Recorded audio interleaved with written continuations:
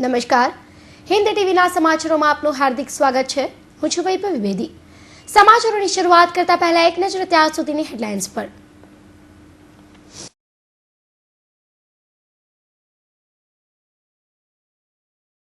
Textile ઇન્ડસ્ટ્રીમાં કારીગરોના અછતથી ગંભીર સમસ્યા। વેકેશન પૂરું છતાં કારીગરો વતનથી નથી ફર્યા પરત। સામી લગ્ન સિઝને ઉદ્યોગમાં ચિંતા।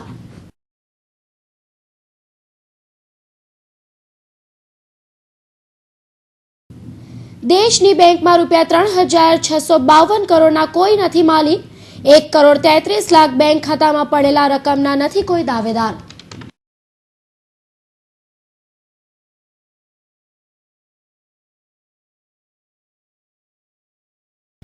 ડીસીપીએ ઝડપી પાડ્યા 2 રીઢા ઘરફોડ ચોરોને। 1.86 લાખના દાગીના સાથે ઝડપાયા। પકડાયા બાદ એકબીજા પર ચોરીનો આરોપ મૂકતા આરોપીઓ।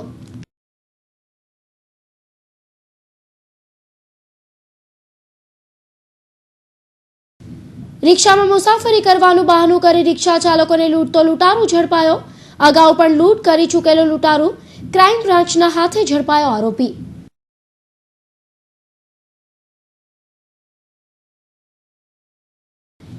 એલઆઈસી એજન્ટના ભાઈએ સગા ભાઈ સાથે કરી ઠગાઈ। એજન્ટ ભાઈના કમિશન પર મારી થાપ। એલઆઈસી ઓફિસના કર્મચારીઓની પણ સંડોવણી। ગુનો નોંધાતા પોલીસે શરૂ કરી તપાસ।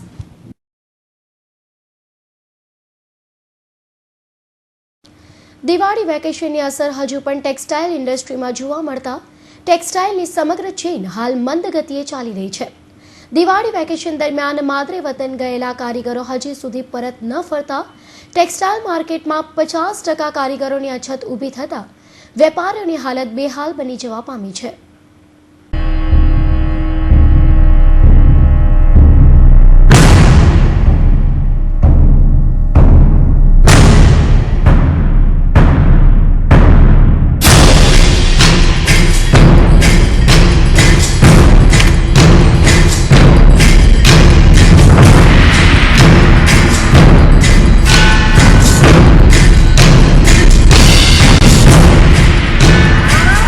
ટેક્સટાઇલ માર્કેટની સમગ્ર ચેન ખોરવાઈ। કાપડ માર્કેટમાં ઊભી થઈ કારીગરોની અછત। 50% કારીગરો હજુ પણ નથી ફર્યા માદરે વતનથી। બીજી તરફ લગ્નસરાની માર્કેટમાં કોઈ ચમક નહીં। મંદી અને કારીગરોની અછતથી કાપડ માર્કેટ ઘેરાયું, જેના લીધે વેપારીઓ બન્યા ચિંતિત। અત્યારે લેબર સમસ્યા છે, વેપાર બી મંદા છે। થોડા 4 રાજ્યોમાં પોલિટિક્સ ઇલેક્શન છે એટલે એના હિસાબે અસર પડે છે। એક તો લેબર નરેગા યોજના ને બીજી યોજનાઓ એ લોકોના સ્ટેટમાં ચાલતી હોય છે, વત્તા સુવિધા એ લોકોને આવવા જવાની રહે છે, રોડ ને રેલવેની, ને લેબર ગામ ચાલ્યા જાય છે। અત્યારે હાલ પૂરતી 50% છે, પછી ડિસેમ્બર 10 પછી 25% તો રેગ્યુલર રહેશે। ટેક્સટાઇલ ઉદ્યોગની માઠી અસર બેઠી હોય તેમ એક પછી એક મુશ્કેલીઓ સામે આવતી જાય છે। પહેલા નાણાભીડ, મોંઘવારી, ઘરાકીની મંદી અને હવે કારીગરની અછત। આમ દિવાળી પહેલા અને દિવાળી પછી પણ નથી સુધરી કાપડ માર્કેટની દશા। વાત કરીએ તો ટેક્સટાઇલિંગ ઉદ્યોગથી માંડી વીવિંગ પ્રોસેસ તેમજ ડાઇંગ મિલમાં પણ કારીગરોની 50% જેટલી અછત ઊભી થતાં ટેક્સટાઇલ ઉદ્યોગની સમગ્ર ચેન ખોરવાઈ ગઈ છે। કારણ કે માદરે વતન જતા કારીગરોને પોતાના રાજ્યમાં જ નરેગા યોજના થકી કામ મળી રહેતા તેમજ પોતાને વતન જવા માટેની વિવિધ સુવિધાઓ મળી રહેતી હોવાથી હજુ પણ 40 થી 50% કારીગરો માદરે વતનથી પરત ન ફરતા કાપડ ઉદ્યોગને કરોડોનું નુકસાન થવા પામ્યું છે। પ્રકારે લોકો વર્ષમાં 2 વખત બ્લેકમેલ વધારે છે, નથી આવતા ને પછી પગાર વધારો કરવો પડે। કોઈ પણ નુકસાન કારીગર 14,000 થી 15,000 નીચે પર મંથ કામ નથી હોતું, એ લોકોનું પૂરા પૈસા 15,000 કામ થઈ જ જાય છે।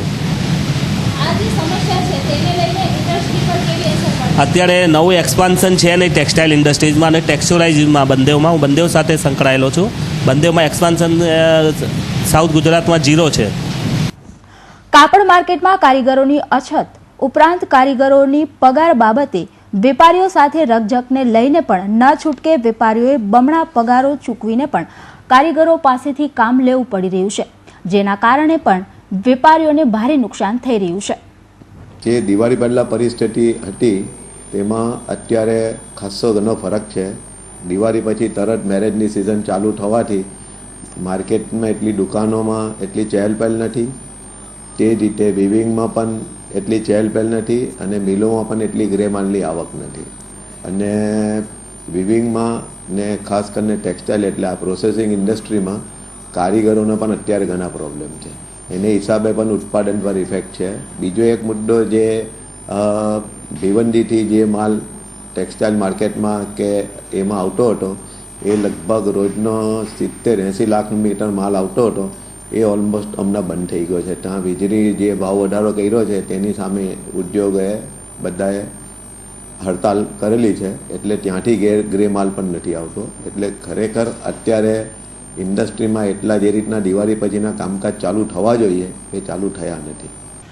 દિવાળીના વેકેશનની અસર હજુ પણ કાપડ માર્કેટમાં જોવા મળી રહી છે. કારીગરોની અછતના કારણે વિવિંગ માર્કેટ કે મિલોમાં પણ કામની કોઈ ચહેલપહેલ જોવા મળી રહી નથી.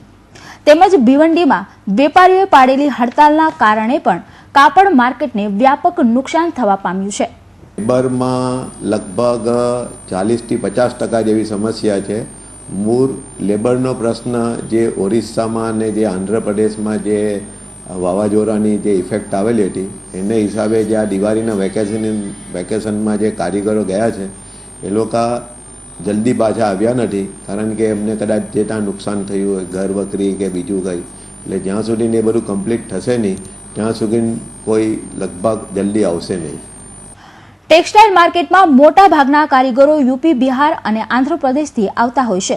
જોકે આ વર્ષે આંધ્રપ્રદેશમાં આવેલ વાવાઝોડું અને પોતાના રાજ્યમાં જ મળતી રોજીરોટીના કારણે માદરે વતન ગયેલા કારીગરો હજુ સુધી કાપડ માર્કેટમાં પરત ન ફરતા નવેમ્બરનો આખો મહિનો કાપડ માર્કેટ માટે નુકસાનીનો સાબિત થયો છે. એક તરફ મંદી અને બીજી તરફ લેબરની અછતના કારણે હાલ પ્રોસેસથી માંડી ડાઇંગ મિલો પણ મંદ ગતિએ ચાલી રહી છે, જેની વ્યાપક અસર ટેક્સટાઇલની સમગ્ર ચેઇન પર પડતા વેપારીઓની હાલત પણ બેહાલ બની જવા પામી છે. ત્યારે આ મંદી અને લેબરની અછત ક્યારે દૂર થશે તેવી આશા વેપારીઓ સેવી રહ્યા છે. કેમેરામેન વિશાલ વ્યાસ સાથે Manisha Ahir, Hind TV news, Surat. Reserve bank of India દ્વારા જાહેર કરવામાં આવેલા આંકડાઓ મુજબ દેશભરમાં 3600 કરોડથી વધારે રકમ ઘર જમાઈ એટલે કે નથણિયાદ તરીકે જમા પડેલ છે. આમાંના મોટા ભાગના ગ્રામ્ય વિસ્તારોના સેવિંગ્સ ખાતાઓનો સમાવેશ થાય છે. તમને એ વાત જાણીને ચોક્કસ નવાઈ લાગશે કે દેશની સરકારી બેંકોમાં કુલ 1.33 કરોડ ખાતાઓ જીવંત નથી, જેને કારણે કુલ રૂપિયા 3652.3 કરોડ નથણિયાદ ફંડમાં જમા થયેલ છે. આ લિસ્ટમાં સ્ટેટ બેંક ઓફ ઇન્ડિયા અને તેની સહયોગી બેંકો પહેલા ક્રમ પર છે. સ્ટેટ બેંકોમાં રૂપિયા 714 કરોડ આવા ઘર જમાઈ ખાતાઓમાં પડ્યા છે, જ્યારે બીજા ક્રમે આવેલી કેનેરા બેંકમાં રૂપિયા 525.8 કરોડની રકમ જમા થયેલ છે. આવા નથણિયાદ ખાતાઓમાં સંખ્યામાં છેલ્લા થોડા સમયથી વધારો થયો છે અને 2011 પછી તો ન ચૂકવાયેલી ધનરાશિની કિંમતમાં રૂપિયા 1000 કરોડનો વધારો થયો છે. જો કોઈ પણ બેંક ખાતાનો 2 વર્ષ કે તેથી વધુ સમય સુધી વપરાશ ન થાય તેવા ખાતાને બિનકાર્યરત ખાતા તરીકે નિયુક્ત કરવામાં આવે છે. બિનકાર્યરત નિયુક્ત કરાયા બાદ જ્યારે આ ખાતાઓમાં 8 વર્ષ સુધી ઇન્ટરસ્ટેટ ક્રેડિટ અને સર્વિસ ચાર્જ ડેબિટની ડિપોઝિટ કરાયા સિવાયના બીજા કોઈ પણ પ્રકારનો નાણાં વ્યવહાર થયો હોય તો આવા ખાતાને અંતે નથણિયાદ ખાતા તરીકે જાહેર કરાયા છે. જો એકાઉન્ટ હોલ્ડરે નથણિયાદ ખાતાનો પુનઃ જીવિત એક્ટિવેટ કરવું હોય અથવા તો તેમની ડિપોઝિટ મેળવવી હોય તો તેમણે નો યોર કસ્ટમરના ધોરણે મુજબ બેંકને તેમનું પૂરું નામ, સરનામું, ઓળખપત્ર અને બીજી જરૂરી વિગતો પૂરી પાડવી પડે છે. જો આ વિગતોથી બેંકને સંતોષ થાય તો જ એકાઉન્ટને પાછું પુનઃજીવિત કરાય છે. કેનેરા બેંકની બેંગ્લોર ખાતે આવેલી હેડ ઓફિસના એસ કવ્યારસને જણાવે છે કે મોટા ભાગના નથણિયાદ ખાતાઓ ગ્રામ્ય વિસ્તારની બેંકની શાખાઓમાં છે. એવા ઘણા લોકો છે કે જેઓ રૂપિયા 1000ની લઘુત્તમ ડિપોઝિટ રાખીને ખાતું તો ખોલાવે છે પણ પછી ખાતું ઓપરેટ કરતા નથી. દર 6 મહિને અમે આવા ખાતા ધારકોને રિમાઇન્ડર મોકલીએ છીએ, જેનો જવાબ ફક્ત બહુ થોડા લોકો જ આપે છે. ડિસેમ્બર 2012 સુધીમાં તો આવા નથણિયાદ ખાતાઓમાં આશરે રૂપિયા 460 કરોડ ઉપજારિત થયા છે. આરબીઆઈએ ગત માર્ચ 2012થી બેંકોને સૂચના આપેલ છે કે આ નધળિયાત ખાતાઓની ડિપોઝિટ અને ખાતા ધારકોને વિગતો નિયમિત રીતે બેંકની વેબસાઇટ ઉપર અપલોડ કરતા રહેવી તથા દર 6 મહિના તેમાં થયેલા સુધારા વધારા મુજબ ફેરફાર કરવો. ફક્ત સેવિંગ્સ એકાઉન્ટ જ નહીં, અમુક કરંટ ડિપોઝિટ ખાતાઓ અને ફિક્સ ડિપોઝિટ ખાતાઓને પણ નધળિયાત જાહેર કરવામાં આવ્યા છે. જે ફિક્સ ડિપોઝિટ ખાતાઓમાં મેચ્યોરિટી બાદ 10 વર્ષ સુધી નવીકરણ નથી કરાવું તેવા ખાતાઓ નધળિયાત તરીકે ગણી લેવાય છે. સરકારી બેંકો જ નહીં પણ ખાનગી બેંકોમાં પણ આવા ઘર જમાઈ ખાતાઓ પડ્યા છે, જેમાં આઈસીઆઈસીઆઈ બેંકમાં ₹100.3 કરોડ નધળિયાત ડિપોઝિટમાં રખાયેલા છે અને જેમાં ફેડરલ બેંકમાં છે ₹44.3 કરોડ. ગયા વર્ષે કેન્દ્ર સરકારે આ બધી રકમનું થાપણદારોના એજ્યુકેશન એન્ડ અવેરનેસમાં જમા કરવાનું સૂચન કરેલું, જેના ખૂબ જ વિરોધ થયો હતો. ડીસીબી પોલીસે બાતમીના આધારે ગત રાત્રે ઉધના 3 રસ્તાથી 2 ઘરફોડ ચોરોને ઝડપી પાડ્યા હતા. માત્ર 19 અને 21 વર્ષની ઉંમર ધરાવતા આરોપીઓ પાસેથી પોલીસે ₹1,86,000ના સોનાના દાગીના કબજે લીધા હતા.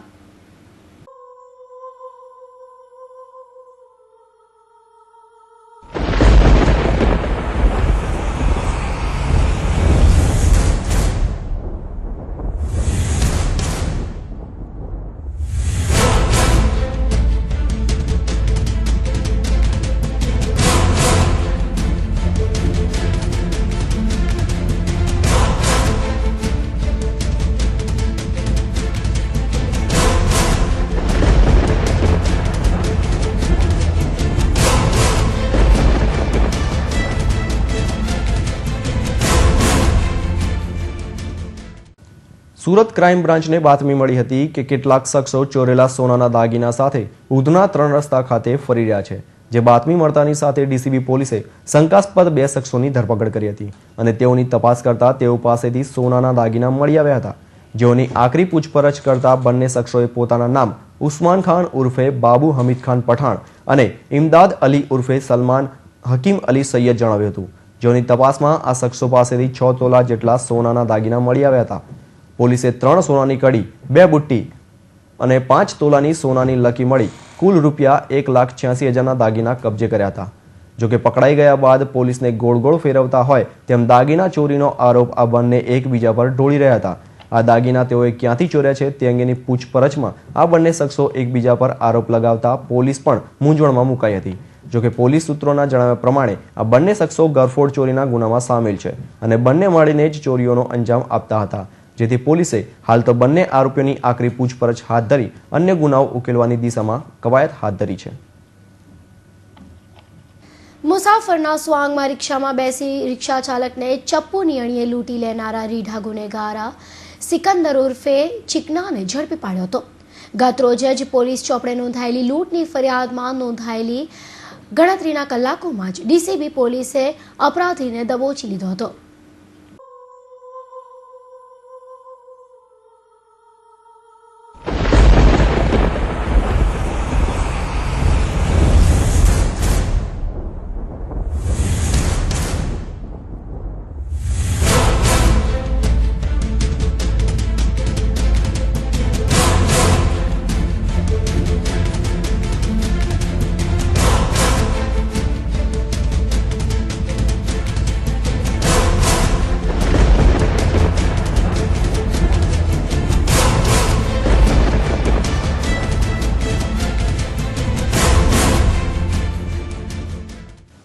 સલાબતપુરા વિસ્તારમાં ગુરુવારની મોડી સાંજે આવી જ એક ઘટના બનવા પામી છે, જેમાં પાંડેસરામાં રહેતા અને રિક્ષા ચલાવી પોતાનું ગુજરાન ચલાવતા અનિલકુમાર પટેલ રૂપમ સિનેમા પોતાની સવારી માટે ઊભા હતા. ત્યાં એક ઈસમ રિક્ષા ભાડે કરવા આવ્યો હતો અને તેને ઊન પાટિયા લઈ જવા માટે કહ્યું હતું, જ્યાંથી ફરાવી પરત રૂપમ સિનેમા પાસે આવેલ માછીવાડ ઝુંપડપટ્ટી પાસેના એકાંતવાળી જગ્યાએ લઈ ગયો હતો, જ્યાં અચાનક જ પાછળ બેઠેલો મુસાફર રિક્ષા ચાલકની જગ્યાએ આવી ગયો હતો અને હાથમાં ચપ્પુ રાખી અનિલકુમારને ગરદન પર મૂકી દીધું હતું અને જાનથી મારી નાખવાની ધમકી આપી ગજવામાં રહેલા રિક્ષાના ધંધામાં તમામ રૂપિયા આપી દેવા માટે ધમકાવ્યો હતો. જેમાં અનિલકુમારે પોતાની પાસે રહેલા ₹1,000 તેમજ 2500ની કિંમતનો મોબાઈલ તેને પડાવી લીધો હતો. અચાનક મુસાફરના સોંગમાં બેઠેલા શખ્સની લૂંટની હરકતથી અનિલભાઈ અવાકચક બની ગયા હતા. જે બાદ અનિલભાઈને લૂંટી લઈ અજાણ્યો શખ્સ ત્યાંથી ભાગી છૂટ્યો હતો. જે બાદ નજીકમાં જ આવેલા સલાબતપુરા પોલીસ મથકે પોતાની સાથે બનેલી ઘટના અંગે ફરિયાદ નોંધાવવામાં આવી હતી, જે સાથે પોલીસે અજાણ્યા વિરુદ્ધ લૂંટનો ગુનો નોંધી તપાસ હાથ ધરી હતી, જેમાં સુરત ક્રાઇમ બ્રાન્ચે બાતમીના આધારે એક જ દિવસમાં લૂંટ ચલાવનાર રીઢા ગુનેગાર સિકંદર ઉર્ફે ચીકનાને ઝડપી પાડ્યો હતો. સિકંદર આ અગાઉ પણ લૂંટના ગુનાઓમાં પોલીસના હાથે ઝડપાઈ ચૂક્યો છે. વાલિયા પોલીસે વીજ ટ્રાન્સફોર્મર સહિત વીજ તારની ચોરી સંદર્ભે કુલ 3 વીજ ચોરોની 24,000 ઉપરાંતના મુદ્દામાલ સાથે અટકાયત કરી કાયદેસરની કાર્યવાહી હાથ ધરી છે. વાલિયા સ્થિત દક્ષિણ ગુજરાત વીજ કંપનીના નાયબ ઇજનેર દિનકર ગામિતે વાલિયા પોલીસ મથકે 1 નવેમ્બર 2013 થી 20 નવેમ્બર 2013 દરમિયાન વાલિયા સ્થિત સીતારામ હોસ્પિટલ પાછળ ડુંગરી વગામાં કેનેરાઓ ગામની સીમમાં શેરડીના ખેતરમાં મૂકેલ વીજ કંપનીના ટ્રાન્સફોર્મર તોડી કોપર વાયર સહિત કેબલની ચોરી થયાની પોલીસ ફરિયાદ નોંધાવી હતી. આ અંગે વાલિયા પોલીસે સઘન તપાસ હાથ ધરી હતી. પકડીને એમને ચેક કરતા એમની પાસેથી કોથળામાં બળેલો કેબલ વાયર મળી આવ્યો અને એમાં પછી લોકો નામ પૂછ્યું તો સુરેશ સુનિલ રાજુ સુનિલ બે સુનિલ છે વસાવા અને એક રાજુ અંબુ કરીને રાવલ છે. એ 3 જણા પકડાયેલા અને એ લોકોને પૂછપરછ કરતા એ લોકો પાસેથી જલારામ સોસાયટીની પાછળના ભાગમાંથી મોટરનો કેબલ લાંબો 80 મીટર જેટલો ચોરેલો એ લોકોએ અને પછી અડધો બળેલો ને એવો હતો ને વેચવાની ફિરાકમાં ફરતા હતા. એ રીતે પકડેલા અને પકડ્યા દરમિયાન એ લોકોને પકડ્યા પછી વધારે પૂછપરછ કરતા એ લોકોએ કબૂલ કરેલું કે સીતારામ સેવા ટ્રસ્ટનું જે બિલ્ડિંગ છે અમારા દેસાડ જવાના રોડ પર એની પાછળના ખેતરોમાંથી એ લોકોએ 2 ડીપી ઇલેક્ટ્રિકની 2 ડીપીઓ તોડેલી હતી અને એનો મુદ્દામાલ એ લોકોએ ત્યાં આગળ સંતાડેલો છે. એ માહિતી મળતા તે લોકોને અમે પકડેલા છે, અટકેલા છે. એ બાબતે જીબીમાંથી ડીપીની ચોરીનો અને નુકસાનનો ગુનો પણ દાખલ કરવામાં આવેલો છે. આરોપીને ગુનામાં અટક કરવામાં આવેલા છે. ઇલેક્ટ્રિક વાયરના ગુનામાં પણ અટક કરવામાં આવેલા છે અને પોલીસ કસ્ટડીમાં લઈને પોલીસ રિમાન્ડ લેવાની કાર્યવાહી ચાલુ છે. દરમિયાન વાલિયા વીજ સબસ્ટેશનની પાછળના વિસ્તારમાં સુનિલ રાવજી વસાવા નામનો શખ્સ વાયરો બાળતો પોલીસને ઝડપી પાડ્યો હતો. અગાઉ સુનિલ રાજુ વસાવા વીજતારની ચોરીમાં ઝડપાયો હતો. પોલીસે સુનિલ રાજુ વસાવા, સુનિલ રવજી વસાવા તેમજ રમેશ અંબુ રાવલ નામના 3 વીજ ચોરોની અટક કરી ચોરી સંદર્ભે અટકાયત કરી હતી. તેઓની પૂછપરછ દરમિયાન ત્રણેય ઉક્ત ચોરીની કબૂલાત કરતા 6,000 રૂપિયાનો કેબલ ઉપરાંત 2 ટીપી મળીને કુલ ₹24,200નો મુદ્દામાલ કબજે કરાયો હતો. પેટ્રોલિંગના ગાણા ગાતી લિંબાયત અને ડિંડોલી પોલીસ તસ્કરોને ઝડપી પાડવામાં વામણી પુરવાર થઈ છે. માત્ર એકલ દોકલ નાના જુગારો અને દારૂના કેસો બનાવી આરામ ફરમાવતા બંને પોલીસ મથકના કર્મચારીઓ ફાંકા ફોજદારીમાંથી ઉપર નથી આવતા, જેના કારણે લિંબાયત અને ડિંડોલી વિસ્તારમાં ગરફોડ ચોરીના બનાવો વધ્યા છે. ગત રાત્રિ દરમિયાન પણ બંને પોલીસ મથકની હદમાં તસ્કરો ત્રાટક્યા હતા અને 44,000થી વધુની ચોરી કરી ફરાર થઈ ગયા હતા. લિંબાયત ગોડાદરા આસ્તિક નગર વિભાગ 3 નંબર 1માં રહેતા અલ્પેશ ચંપકલાલ જરીવાળાનું મકાન રાત્રિ દરમિયાન બંધ હતું. આ સમયે અલ્પેશનો પરિવાર ઘરમાં મીઠી નીંદર માણી રહ્યો હતો. જોકે આ સમયે મકાનની બારી અધ ખુલ્લી રહી ગઈ હતી, જેથી રાત્રિ દરમિયાન અજાણ્યા તસ્કરોએ તે બારી વડે પ્રવેશી ઘરમાં મૂકેલા ₹10,000ની કિંમતનો મોબાઈલ તથા ₹20,000નું લેપટોપ મળી કુલ 30,000ની ચોરી કરી ફરાર થઈ ગયા હતા. બનાવને પગલે અલ્પેશે લિંબાયત પોલીસ મથકમાં ફરિયાદ નોંધાવતા પોલીસે વધુ તપાસ હાથ ધરી છે. જ્યારે બીજા બનાવમાં ડિંડોલી હળપતિવાસ ઘર નંબર 83માં રહેતા ઈશ્વરભાઈ ગણપતભાઈ ભંડેરીનો પરિવાર રાત્રિ દરમિયાન ઘરમાં નીંદર માણી રહ્યો હતો. આ દરમિયાન ઘરનો દરવાજો ખુલ્લો હતો. રાત્રિના અંધારાનો લાભ લઈ અજાણ્યા ચોર ઈસમો ખુલ્લા દરવાજાથી ઘરમાં પ્રવેશી ઘરમાં મૂકેલા 5 મોબાઈલ તથા ડ્રોવરમાં મૂકેલા રોકડા ₹10,000 મળી કુલ 14,400ની ચોરી કરી ફરાર થઈ ગયા હતા. બનાવને પગલે ઈશ્વરભાઈએ ડિંડોલી પોલીસને જાણ કરી હતી, જેથી પોલીસે ઘટના સ્થળે પહોંચી તપાસ આદરી હતી. પોલીસે મોડી રાત્રે ઈશ્વરભાઈની ₹14,400ની ચોરીની ફરિયાદ નોંધી વધુ તપાસ હાથ ધરી છે.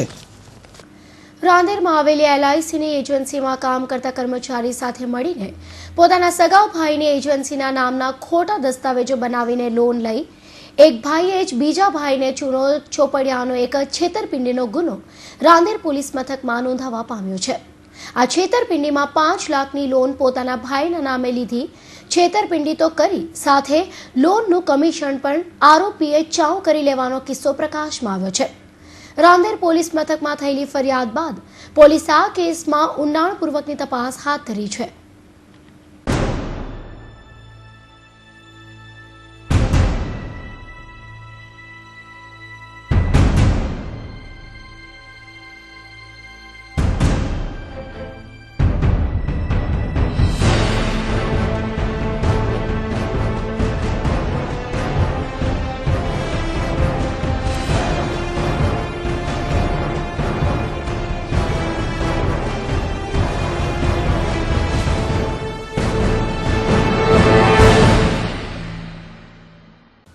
ઘટનાની વિગત કંઈક એવી છે કે ખરવાસા રોડ પર આવેલા મિલેનિયમ પાર્કમાં રહેતા પ્રમોદકુમાર શિવપ્રસાદ ત્રિવેદી રાંદેરના ધનમોરા કોમ્પ્લેક્સમાં આવેલી LICની એજન્સીમાં એજન્ટ તરીકે કામ કરે છે.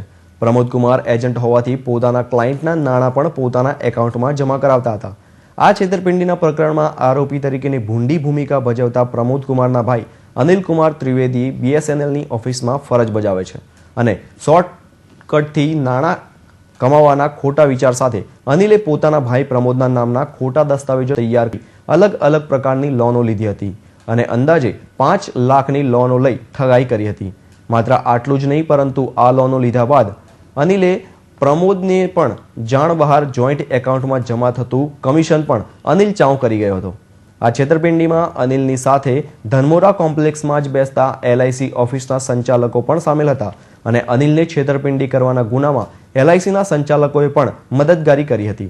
આ છેતરપિંડીની વાત જ્યારે પ્રમોદકુમારને ખબર પડી ત્યારે તેમણે LICના અધિકારીઓ સાથે બોલાચાલી પણ કરી હતી, પરંતુ ત્યારબાદ RTIની સેવાનો ઉપયોગ કરી તેમણે LICમાંથી ડોક્યુમેન્ટ્સ કઢાવીને ચકાસણી કરી હતી અને ત્યારબાદ જે હકીકત સામે આવી તે બાદ પ્રમોદકુમારના પગ તળેથી જમીન ખસી ગઈ હતી. પ્રમોદકુમારને જાણ થઈ હતી કે તેમના જ ભાઈએ બીજા લોકો સાથે મળીને પોતાના એકાઉન્ટ અને ડોક્યુમેન્ટ સાથે છેડછાડ કરીને લાખોની છેતરપિંડી આચરી છે. આ હકીકતની જાણ થયા બાદ પ્રમોદકુમારે પોતાના ભાઈ અનિલ ત્રિવેદી અને તેની મદદ કરનારા ઈસમો વિરુદ્ધ છેતરપિંડીની ફરિયાદ રાંદેર પોલીસ મથકમાં નોંધાવી હતી. ઘટનાની તલસ્પર્શી તપાસ બાદ રાંદેર પોલીસે આગળની કાર્યવાહી હાથ ધરી આરોપીઓને ઝડપી પાડવાની કવાયત હાથ ધરી છે. પાલિકાની સમસ્યામાં ફરી એકવાર પાણીની સમસ્યા અંગે બુમરાળ ઉઠવા પામી છે. શહેરના કોટ વિસ્તારમાં પાણીની ગંભીર સમસ્યા હોવાની રજૂઆત કોંગ્રેસ અને ભાજપના કોર્પોરેટરોએ કરી હતી. આ સાથે સામેની સભામાં કામગીરીમાં લાલિયાવાડી દાખવનાર હાઇડ્રોલિક ઇજનેરને દૂર કરવાની પણ રજૂઆત કરવામાં આવી હતી. ઊન અને ભેસ્તાનમાં પાણીની સમસ્યામાં કોઈ ફેર પડ્યો નથી. ભેસ્તાન EWS આવાસમાં સતત અપૂરતા દબાણથી પાણી આવે છે. છેલ્લા 3 વર્ષથી પાણીની અનેક ફરિયાદ છતાં કોઈ ફેર પડ્યો નથી. કોર્પોરેટર અરશદ કલ્યાણીએ રજૂઆત કરી હતી કે કોટ વિસ્તારમાં સલાબતપુરા અને બેગમપુરામાં વિવિધ વિસ્તારમાં પીવાના પાણીની રામાયણ છે. સલાબતપુરા, રેશમવાડ, આંબાવાડી, કાલુપુર, મોટી બેગમવાડી સહિતના અનેક વિસ્તારમાં પાણીની ફરિયાદ છે. આ ઉપરાંત ટેન્કરના પાણી પણ અનેક પ્રશ્ન ઊભા થયા છે.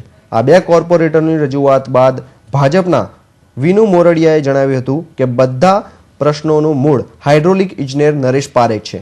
કતારગામ વિસ્તારમાં પાણીની ફરિયાદ અંગે અમે અનેક વખત રજૂઆત કરી છે, પરંતુ તેઓ સતત હસતા રહ્યા. તેમને ટપકાવી દો એટલે સમસ્યાનો ઇલાજ થઈ જશે. પાલિકાની ગઈ સામાન્ય સભામાં ભાજપ અને કોંગ્રેસના કોર્પોરેટરોએ પીવાના પાણીના મુદ્દે ફરિયાદ કરી હતી. વિનુ મોરડિયા અને કુમાર કાનાણીએ વરાછા અને કતારગામના રહેણાંક વિસ્તારોમાં પાણીની ગંભીર ફરિયાદો હોવાનો મુદ્દો ઉઠાવ્યો હતો. આ રજૂઆત બાદ મેયર નિરંજન ઝાંઝમેરાએ પોતાની ચેમ્બરમાં હાઇડ્રોલિક ઇજનેર નરેશ પારેખને બોલાવ્યા હતા. પાણીના મુદ્દે સામાન્ય સભામાં રજૂ થયેલા પ્રશ્નની બાબતે તેમણે હાઇડ્રોલિક ઇજનેરનો ઉધડો લીધો હતો. સુરત LCB ટીમ ફરી એકવાર જિલ્લાના કાંઠા વિસ્તારમાં ત્રાટકી. ઓલપાડ તાલુકાના અલગ અલગ 2 સ્થળોએથી પોલીસે દારૂ સહિત લાખો રૂપિયાનો મુદ્દામાલ કબજે કર્યો હતો, જ્યારે 4 મહિલા સહિત 6 જણાની અટક કરી હતી. છેલ્લા ઘણા સમયથી સુરત જિલ્લાની ઓલપાડ પોલીસ કાંઠા વિસ્તારમાં ચાલી રહેલ ખુલ્લેઆમ દારૂના અડ્ડાઓને નાથવામાં નિષ્ફળ નીવડતા હવે બહારની પોલીસ આવી કેસ કરી જતી જોવા મળે છે. પહેલા સુરત RR સેલ, પછી સુરત LCB દારૂના કેસ કરી ગઈ છે. છતાં પણ સ્થાનિક પોલીસને દારૂના કેસ કરવામાં કોઈ જ રસ હોય ન હોય તેમ કોઈને કોઈ કેસ ન કરતા છેલ્લા ઘણા સમયથી બહારની પોલીસ આવીને કેસ કરી જાય છે. સુરત LCBના ASI મહાદેવરાય કિશનરાવને બાતમી મળી હતી કે ઓલપાડ તાલુકાના છીણી ગામના ધનશેર ફળિયાની ભાવનાબેન તથા શાંતાબેન મોટા જથ્થામાં દારૂની હેરાફેરી કરે છે. જે બાતમીના આધારે સુરત LCBની ટીમ ત્રાટકી હતી અને આ કેસમાં એક રિક્ષા તથા દારૂ સાથે 3 આરોપીઓની ધરપકડ કરી હતી. જ્યારે બીજા કેસમાં તાલુકાના અરિયાણા ગામના પાટિયા પાસે પણ અન્ય એક રિક્ષા તથા 3 આરોપીની અટક કરી કુલ્લે રૂપિયા 1.44 લાખનો મુદ્દામાલ કબજે લીધો હતો અને 4 મહિલા સહિત 6 આરોપીઓની અટક કરી જેલના હવાલે કરાયા હતા. જ્યારે અન્ય 3 જણાને પોલીસે વોન્ટેડ જાહેર કર્યા હતા. અત્રે ઉલ્લેખનીય બાબત એ છે કે થોડા દિવસો પહેલા જ સુરત RR સેલની ટીમે ઓલપાડની મુખ્ય બજારમાંથી વિદેશી દારૂ ઝડપી પાડતા સ્થાનિક પોલીસનું નાક કપાયું હતું। ત્યારે ફરી એકવાર ઓલપાડ પોલીસની હદમાં સુરત LCB પોલીસે દારૂ ઝડપતા ઓલપાડ પોલીસમાં ખળભળાટ મચી જવા પામ્યો છે। સમાચાર સમાપ્ત કરતા પહેલા ફરી એક નજર ત્યાં સુધીની હેડલાઇન્સ પર।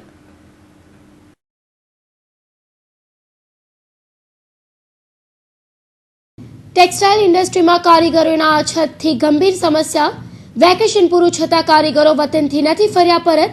સામી લગ્ન સિઝને ઉદ્યોગમાં ચિંતા।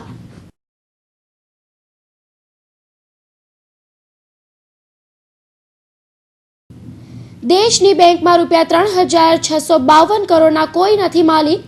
1,33,00,000 બેંક ખાતામાં પડેલા રકમના નથી કોઈ દાવેદાર।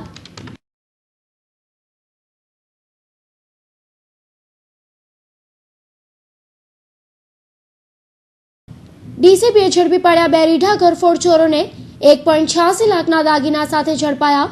પકડાયા બાદ એકબીજા પર ચોરીનો આરોપ મૂકતા આરોપીઓ।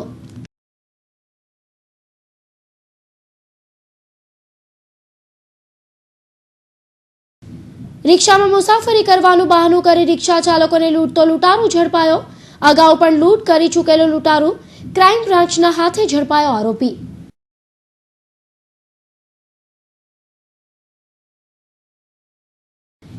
LIC એજન્ટના ભાઈએ સગા ભાઈ સાથે કરી ઠગાઈ। એજન્ટ ભાઈના કમિશન પર મારી થાપ। LIC ઓફિસના કર્મચારીઓની પણ સંડોવણી। ગુનો નોંધાતા પોલીસે શરૂ કરી તપાસ।